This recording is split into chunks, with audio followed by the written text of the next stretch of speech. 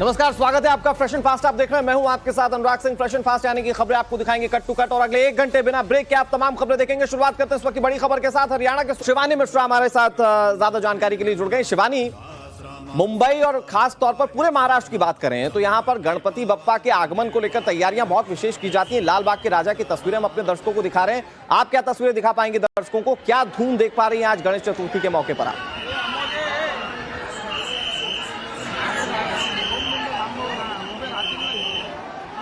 देखिए, यहाँ पर साफ तौर पर लाल बाग के राजा पर फिलहाल हम मौजूद है। तस्वीरों के जरिए मनोज आपको दिखाएंगे कि किस तरह की तस्वीरें हैं। लाल बाग के राजा की 90 वर्षगांठ जो है इस गणपति की पूरी हो रही है, और साफ देख सकते हैं कितनी भव्यता के साथ जो है इस मूर्ति को पूरी तरह से सज्जित किया गया है।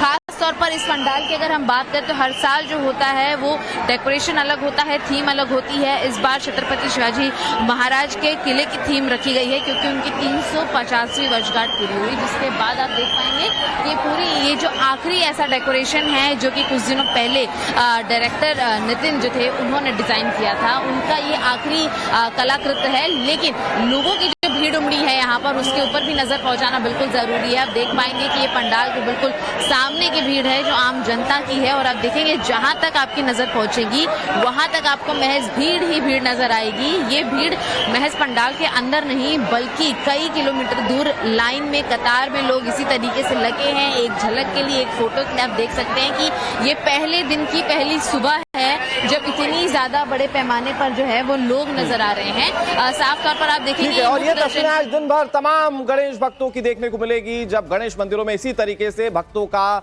सैलाब आपको नजर आएगा। बहुत शुक्रिया हमारे साथ जुड़ने के लिए शिवानी, और तमाम जानकारी देने के लिए। तस्वीरें खासतौर पर अपने दर्शकों को दिखाने के लिए आगे बढ़ते हैं। कनाडा का खालिस्तानी प्रेम सामने आ रहा है। खालिस्तानी आतंकी की हत्या के मामले में कनाडा सरकार ने भारत पर आरोप लगाए। भारत का हाथ होने का आरोप लगा रही है कनाडा की सरकार। 19 जून को आतंकी निज्जर की हत्या हुई थी। भारतीय राजनयिक को इसके लिए कनाडा सरकार ने निष्कासित कर दिया। खालिस्तानी मूवमेंट कुछ लोग चलाने की कोशिश करते हैं, भारत में इससे काफी ज्यादा प्रभाव डालने की कोशिश की जाती है, और ये लोग जाकर कनाडा में शरण लेते हैं। लेकिन वहां पर अगर किसी तरह की कोई घटना इनके साथ होती है तो कनाडा की सरकार भारत सरकार को इसके लिए दोषी बताती है। हालांकि वो तस्वीरें याद कीजिए जब हाल फिलहाल में कनाडा के प्रधानमंत्री जस्टिन ट्रूडो यहां पर आए थे तो प्रधानमंत्री नरेंद्र मोदी के साथ उनकी बातचीत भी हुई। तब जेस्चर बहुत नॉर्मल था, लेकिन अब जैसे ही वापस कनाडा वो लौटे, यहां पर वो कनाडा में खालिस्तानी आतंकी की हत्या के मामले में भारत सरकार को जिम्मेदार बता रहे हैं। इस पर जो रिएक्शन सामने आ रहे हैं जरा सुनिए। Agencies have been actively pursuing credible allegations of a potential link between agents of the government of India and the killing of a Canadian citizen, Hardeep Singh Nijjar. I continue to urge the government of India to cooperate with Canada to get to the bottom of this matter. और ऐसा नहीं है कि Canada के लगाए इन आरोपों पर भारत चुप है। कनाडा के आरोपों पर भारत ने भी पलटवार किया। कनाडा सरकार के आरोप बेबुनियाद है, भारत की ओर से रिएक्शन सामने आया। कनाडा के आरोप दुर्भावना से प्रेरित हैं। मिनिस्ट्री ऑफ एक्सटर्नल अफेयर की ओर से यह बात साफ कर दी गई, हम कानून पर विश्वास करते हैं, भारत का स्टैंड है। आपको इस वक्त जो तस्वीरें दिखा रहे हैं वो G20 के वक्त प्रधानमंत्री नरेंद्र मोदी और जस्टिन ट्रूडो की मुलाकात की तस्वीरें। लेकिन जस्टिन ट्रूडो अपने देश की संसद में खड़े होकर बोलते हैं कि जो खालिस्तानी आतंकी की हत्या हुई है उसके लिए भारत जिम्मेदार है, और अब इस पर भारत ने भी पलटवार कर दिया। सृंजॉय हमारे सहयोगी इस पर ज्यादा जानकारी के साथ जुड़ गए। सृंजॉय, इस पूरे मामले को कैसे देखना चाहिए? एक खालिस्तानी आतंकी की हत्या जिसके लिए सीधे तौर पर कनाडा की सरकार भारत सरकार को जिम्मेदार बता रही है। देखिए, पहले बात है, भारत ने कहा है that we reject these allegation. ये गलत है। जो कैनेडियन प्राइम मिनिस्टर बोल रहा है ये गलत है। ये फर्स्ट थिंग मानने पड़ेगा। The words that have been used by the Indian government, Bharat सरकार जो कहा है, पहले बात तो कहा है we reject it. Secondly, Bharat कहा है they are absurd and motivated. This is the statement of the Canadian prime minister के बारे कहे हैं। उसके बारे पहले कहने दिए, भारत ने कहा है we are a democratic polity with a strong commitment to rule of law। इसके माने हम ये चीज नहीं करते हैं।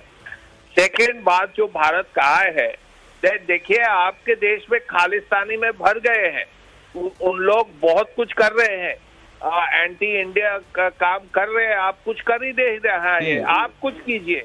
आप कह रहे हैं हम न्यूट्रलाइज किया है, कोई आपका कोई खालिस्तानी को मारे हैं, हम भारत नहीं किया ये, लेकिन आपका कोई एक्शन लेना चाहिए।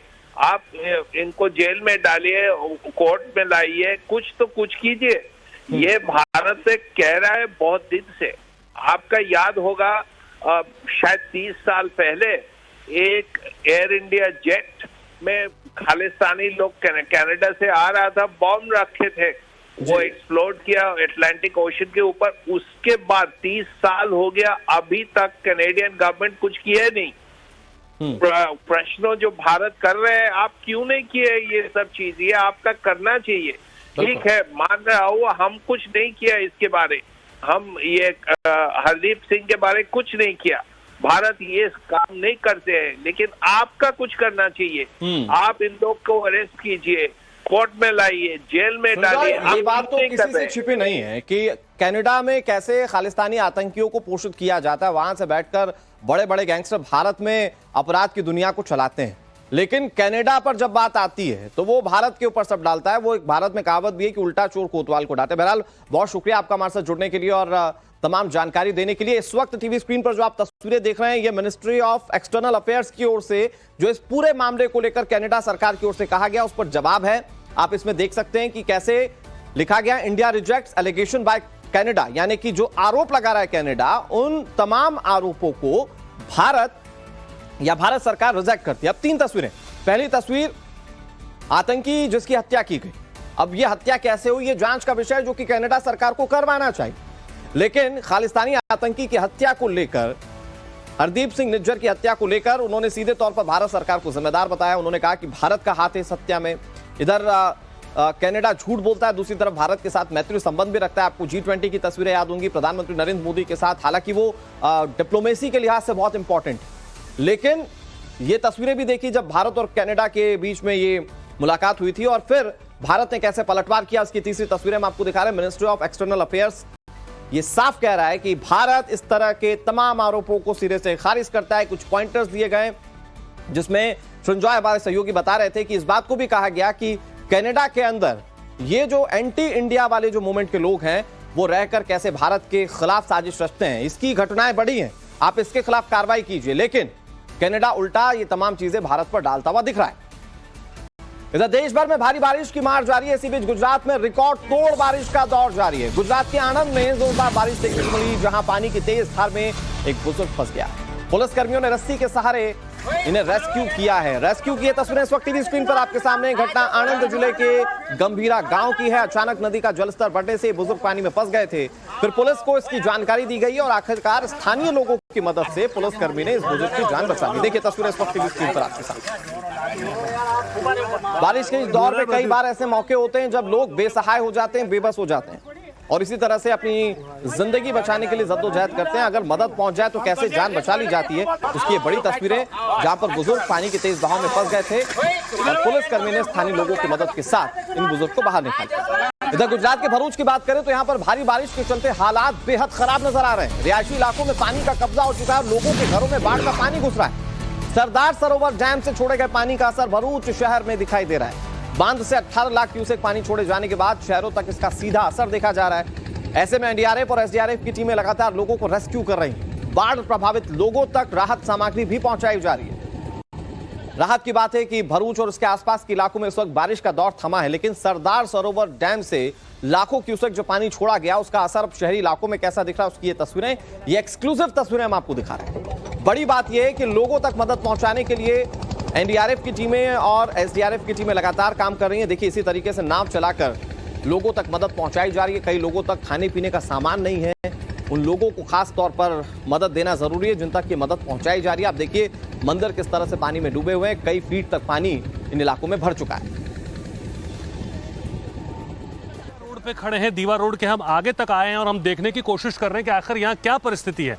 यहाँ हालत यह है कि यहाँ पर अब एनडीआरएफ की टीम को भेजना पड़ रहा है। सरदार सरोवर बांध से 18 लाख क्यूसेक से ज्यादा पानी जब छोड़ा गया तो किसी को अंदाजा नहीं था कि यह परिस्थिति होगी। आप इधर देखें, पूरा पानी भरा हुआ है। अंदर जाना फिलहाल खतरे से खाली नहीं है। प्रशासन ने मना किया, गाड़ियां पूरी तरह से डूब गई हैं और आप देखें यहाँ पे पूरी एनडीआरएफ की टीम, स्थानिक प्रशासन की टीम फूड पैकेट्स लेकर के जा रहे हैं। मतलब ये एक अपने आप में एक अद्भुत और अचरज वाली बात है कि इतना पानी भरा हुआ है कि यहाँ फूड पैकेट्स का वितरण करने के लिए टीम यहाँ मुस्तैद पूरी तरह से निकल रही है और लगातार इनकी कोशिश है कि पानी के अंदर जो फंसे लोग हैं उन तक ये देखिए फूड पैकेट्स यहाँ पे है बहुत सारे, और धीरे धीरे करते ये फूड पैकेट्स हैं और ये सभी फूड पैकेट्स वो आगे जितने लोग फंसे हैं उनको दिए जाने की कवायद यहाँ से शुरू होगी। बाढ़ से सबसे ताजा तस्वीरें हम आपको दिखाने जा रहे हैं। अंकलेश्वर हंसोट इलाके में कई फीट तक पानी भर चुका है। नर्मदा नदी में उफान के चलते पूरा इलाका इस वक्त जलमग्न है। 15 से ज्यादा सोसाइटीज इस वक्त पानी में डूबी हुई नजर आ रही हैं। तस्वीर आप खुद देखिए तो अंदाजा आप लगा लेंगे कि सिचुएशन कितनी आउट ऑफ कंट्रोल है। पानी ने लगभग पहली मंजिल को छू लिया है। ग्राउंड फ्लोर तो मानो गायब ही हो चुका है। ऐसे में नाव का सहारा ही एकमात्र सहारा है। इसी के जरिए लोगों को रेस्क्यू किया जा रहा है। तस्वीरें इस वक्त टीवी स्क्रीन पर आपके सामने आप देखिए किस तरह से ये बिल्डिंग्स जो हैं वो पानी में डूब चुकी हैं और यहां पर ग्राउंड फ्लोर पर रहने वाले लोगों के लिए आप अंदाजा लगाइए और जो फर्स्ट फ्लोर पर है वो प्लस फ्लोर पर ही अटका रह गया। अब ये दो तस्वीरें इस वक्त टीवी स्क्रीन पर आपके सामने भरूच की ये दोनों तस्वीरें, एक तरफ घरों का हाल आप देखिए कैसे पानी के प्रहार के आगे सब कुछ बेबस नजर आता है, तो दूसरी तरफ सड़कों पर जल भराव देखने को मिल रहा है। सड़क के किनारे पार्क की गई गाड़ियां, मसलन बाइक हो या स्कूटी हो या कारें, सब कुछ पानी में उलट पलट सा नजर आता है। कई गाड़ियां जो हैं वो पानी में पूरी तरह से डूब चुकी हैं। और भरूच की एक और तस्वीर आपको दिखाते हैं। भरूच के अंकलेश्वर में भीषण बाढ़ का कहर देखने को मिल रहा है। अंकलेश्वर इलाके का ड्रोन फुटेज हम आपको दिखाने जा रहे हैं। टॉप एंगल व्यू आप देखेंगे तो समझेंगे पूरे शहर के हालात क्या हैं। ये तस्वीरें इस वक्त टीवी स्क्रीन पर आपके सामने भरूच के अंकलेश्वर की तस्वीरें हैं और ये एक्सक्लूसिव तस्वीरें जिसमें आप पूरे शहर में या तो हाई राइज बिल्डिंग देख पाएंगे या तो सिर्फ पानी देख पाएंगे, कुछ पेड़ देख पाएंगे। यहां पर सड़कें गायब हो चुकी हैं। इस फुटेज में आपको जहां तक आपकी नजर जाएगी पानी के अलावा कुछ नहीं दिखेगा। नर्मदा नदी का जलस्तर इतना बढ़ चुका है और बारिश का दौर इस तरह से जारी है कि लोगों की मुश्किलें इस कदर बढ़ चुकी हैं जो तस्वीरें आप देख रहे हैं। हालांकि आने वाले वक्त में अभी बारिश जारी रह सकती है। गुजरात के तकरीबन 7 से 8 जिले ऐसे हैं जहां आज भी बारिश को लेकर रेड अलर्ट जारी कर दिया गया है और नर्मदा के आसपास के इलाकों में अगर बारिश हो रही है तो नर्मदा नदी का जलस्तर बढ़ रहा है और वहां से जो पानी आगे बढ़ रहा है, खासतौर पर सरदार सरोवर बांध से जो पानी छोड़ा जा रहा है वो शहरी इलाकों को कुछ इस तरह से डुबो रहा है जो इस वक्त आप तस्वीरें देख रहे हैं टीवी स्क्रीन पर।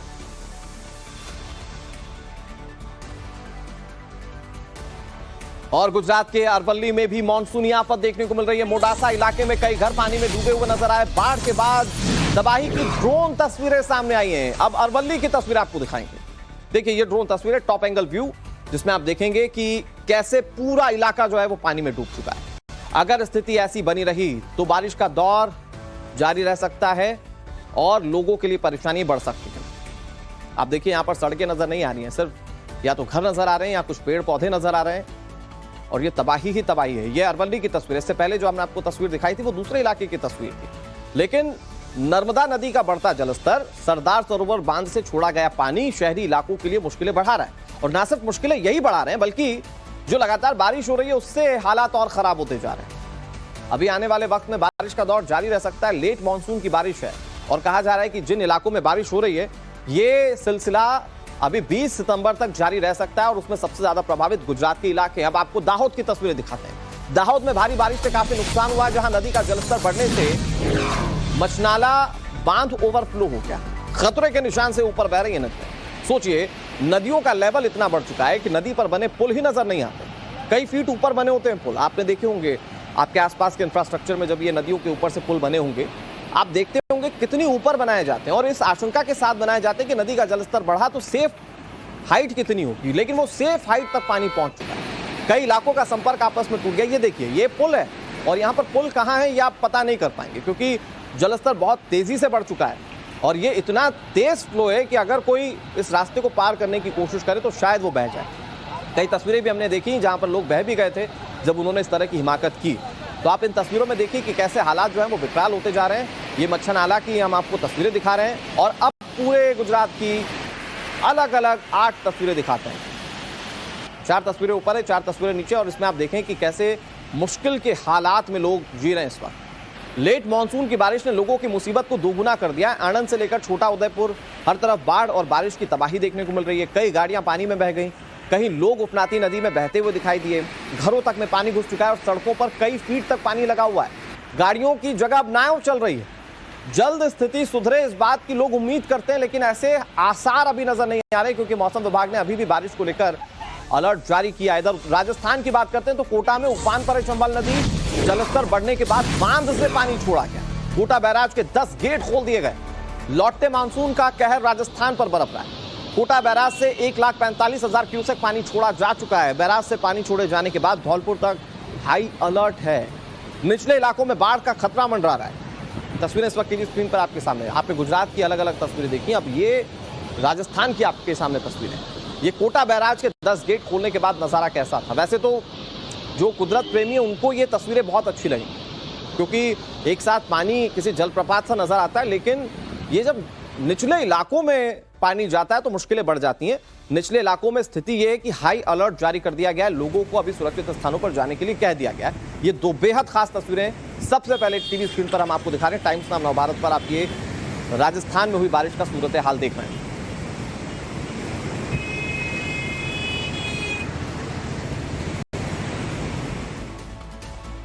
और राजस्थान के अलग अलग हिस्सों में हुई बारिश के हाल आपको बताते हैं। किस जगह पर कितनी बारिश हुई अब आपको ग्राफिक्स के जरिए बताने की कोशिश करते हैं। 17 से 18 सितंबर सुबह 8:30 बजे तक कितनी बारिश हुई है, यानी कि ये मानकर चलिए कि 24 घंटे का ये हाल हम आपको बता रहे हैं। निथुआवा की बात करें जो कि डूंगरपुर में पड़ता है, यहाँ 205 mm बारिश हुई। इसके अलावा सादड़ी की बात करें जो कि पाली में पड़ता है, यहाँ 200 mm बारिश हुई है। सोचिए 200 mm बारिश 24 घंटे में। प्रतापगढ़ की बात करें तो 160 mm बारिश यहाँ पर हुई है। गोंदुगा में जो कि उदयपुर में पड़ता है, यहाँ 130 mm बारिश हुई है। माउंट आबू के इलाके जो कि अच्छा खासा पर्यटन क्षेत्र है जहां पर कई लोग जाते हैं, जो कि सिरोही में पड़ता है, वहां 130 mm बारिश हुई है। झल्लारा जो कि उदयपुर में पड़ता है, यहाँ 124 mm बारिश हुई। भूंगड़ा बांसवाड़ा में पड़ने वाला ये इलाका जहां पर 120 mm बारिश हुई है।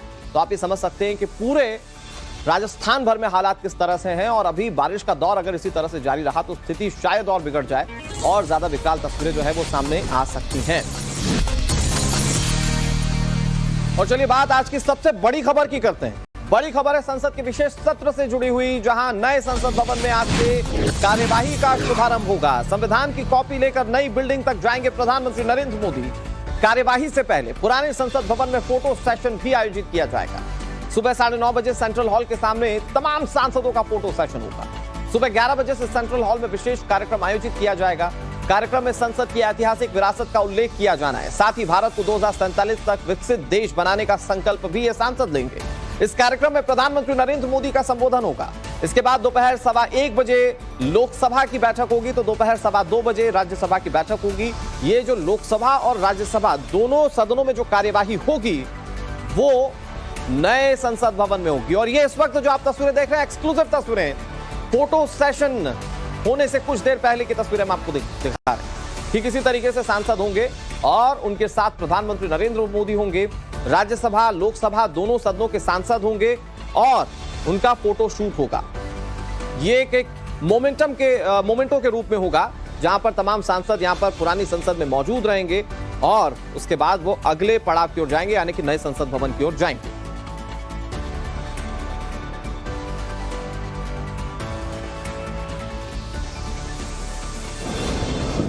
ये नव प्रस्थान नए भारत के सारे सपनों को चरितार्थ करने वाला बनेगा। इसलिए भी ये सत्र छोटा है लेकिन बहुत मूल्यवान है। तो प्रधानमंत्री नरेंद्र मोदी खुद इस बात की जानकारी दे रहे हैं कि सत्र छोटा जरूर है लेकिन बहुत मूल्यवान है। लेकिन आज के कार्यक्रम सबसे ज्यादा इंटरेस्टिंग क्योंकि आज वो ट्रांजिशन का फेज होगा जब पुरानी संसद से सांसद नई संसद में विधायी कामकाज को शुरू करेंगे। हमारे साथ हमारे सहयोगी गौरव श्रीवास्तव जुड़ गए। गौरव, किस तरह के तमाम कार्यक्रम आज प्लान किए गए?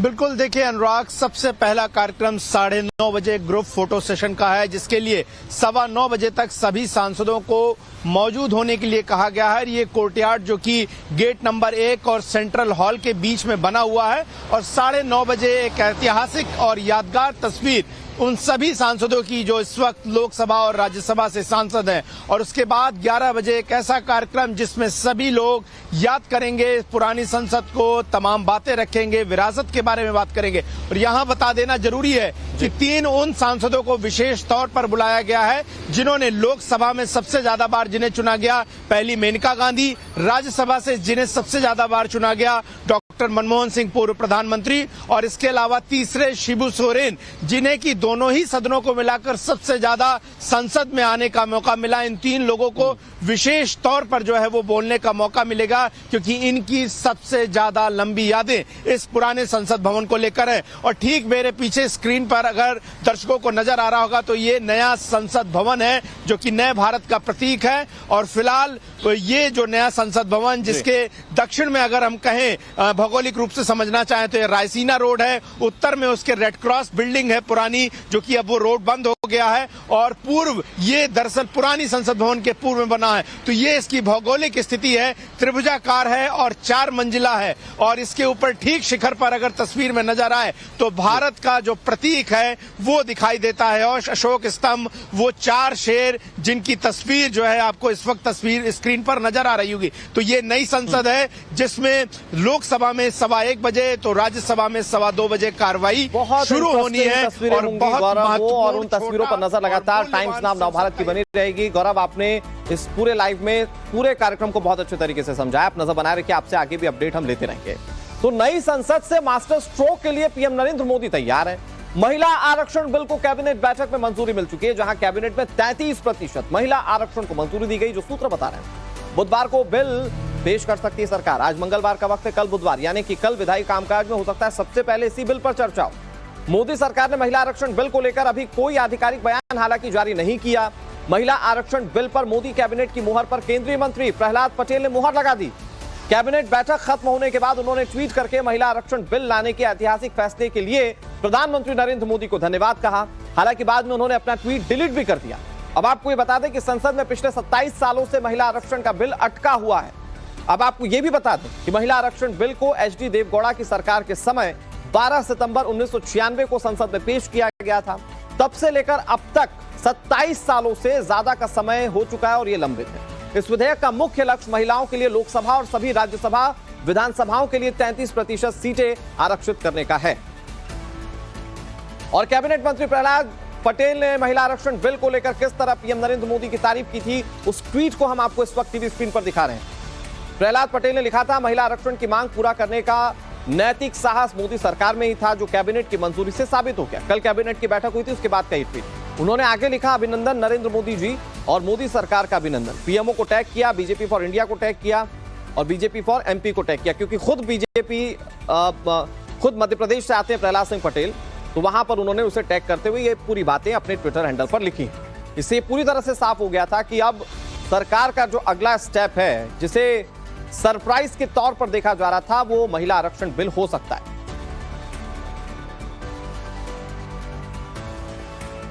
और चलिए अब आपको बताते हैं महिला आरक्षण बिल को संसद में आखिर कब पेश किया गया। 12 सितंबर 1996 देवगौड़ा सरकार ये बिल लेकर आई थी, लेकिन बात बन नहीं पाई।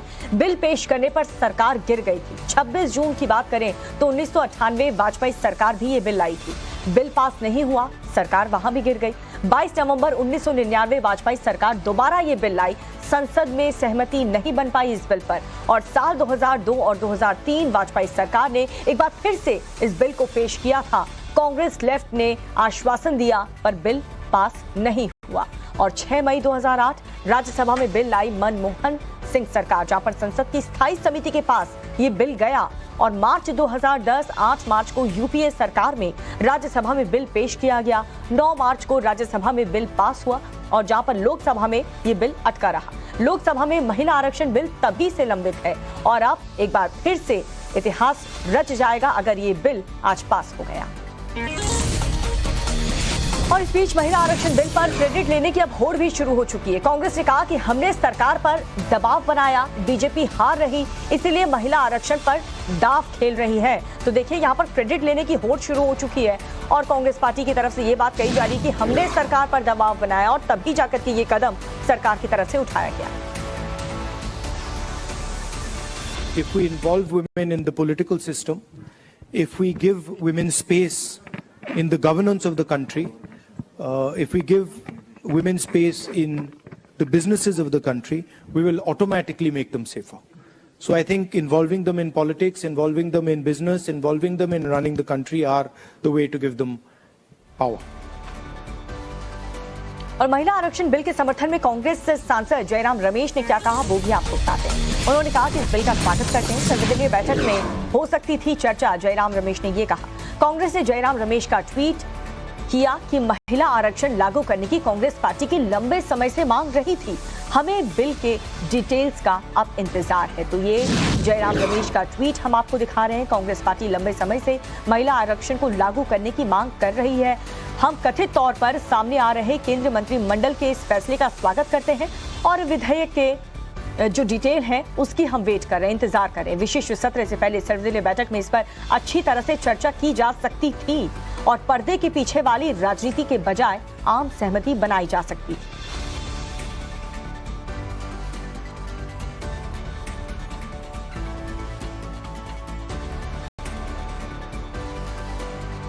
तो महिला आरक्षण बिल पर बीजेपी का प्लान, दिल्ली में सभी सांसदों को मौजूद रहने के लिए कहा गया है। दिल्ली के हर जिले से 150 महिलाओं को लाएं, ये भी कहा गया है। नड्डा के घर पर धर्मेंद्र प्रधान, अनुराग ठाकुर समेत कई ऐसे वरिष्ठ सांसदों के साथ बैठक में इसकी तैयारी भी की गई है, जिसको लेकर कि ये कई बड़े फैसले लिए गए। ये स्ट्रिक्टली आदेश दिया गया है। दिल्ली में बीजेपी का ये प्लान आपको बता रहे हैं कि जिसमें सभी सांसदों को मौजूद रहने के लिए कह दिया गया है। दिल्ली के हर जिले से 150 महिलाओं को लाने के लिए भी कहा गया है।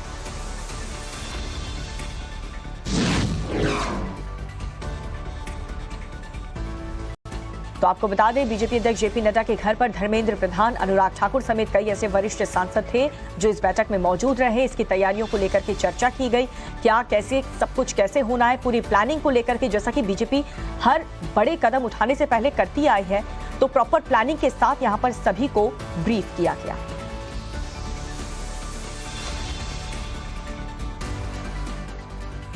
एक और बड़ी खबर आपको बताने जा रहे हैं, जिसमें नई संसद को आधिकारिक तौर पर संसद का दर्जा मिला है। स्पीकर ने आधिकारिक तौर पर संसद का दर्जा दिया है। लोकसभा सचिवालय ने अधिसूचना बाकायदा जारी की है। लोकसभा स्पीकर बिरला ने संसद को संसद का दर्जा दिया है। नई संसद को आधिकारिक तौर पर भी दर्जा मिल चुका है। लोकसभा सचिवालय ने अधिसूचना जारी करते हुए लोकसभा स्पीकर ओम बिरला ने संसद का दर्जा दिया है। तो नई संसद पर इस वक्त ये बड़ी खबर आपको बता रहे हैं। आज से देश की सबसे बड़ी पंचायत नए संसद भवन में लगेगी। कई बड़े बड़े फैसले लिए जाएंगे। नई संसद को अब लेकर के आधिकारिक तौर पर भी संसद का दर्जा मिल चुका है। बाकायदा एक प्रोसेस के तहत स्पीकर ने आधिकारिक तौर पर संसद का दर्जा दिया है, जिसमें लोकसभा सचिवालय ने एक अधिसूचना जारी की और उसके बाद लोकसभा स्पीकर ओम बिरला ने संसद का दर्जा दिया। और आज से सभी सांसद यहीं पर इसी नई संसद में बैठ करके कई बड़े फैसले लेंगे। देश की सबसे बड़ी पंचायत यहीं पर लगेगी। बड़ी बहस यहीं पर होगी। कई बड़े फैसले अब नई संसद भवन से लिए जाएंगे।